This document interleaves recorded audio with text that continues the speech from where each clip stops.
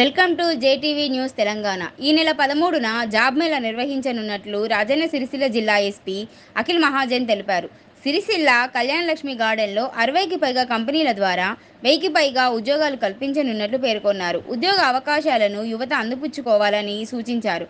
Drug free జిల్లాగా తీర్చిదిద్దేందుకు జల్సాలకు అలవాటైన యువత దృష్టిని ఉపాధి వైపు మళ్లించేందుకు వినూత్న కార్యక్రమాలు చేపడుతున్నామని తెలిపారు.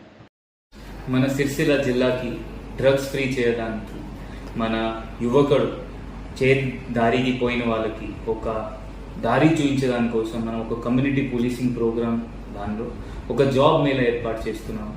ఈ మెగా జాబ్ మేళా 13th జూన్కి కళ్యాణ్ లక్ష్మి హాల్ సిరిసిల్ల టౌన్లో ఇది అరేంజ్ చేస్తాము. సుమారు 60 కంపెనీస్ వస్తుంది. 1000 వరకు వేకెన్సీస్ ఉన్నాయి. ఆ హైదరాబాద్, వరంగల్, కరీంనగర్ ఇంకా చుట్టుపక్కల పట్టణాలు జాబ్స్ వాళ్ళ ఇప్పిస్తారు. మీరు అందరు యువకుడు ఈ జాబ్ మేళాకి ఉపయోగించాలి నేను కోరుకుంటున్నాను.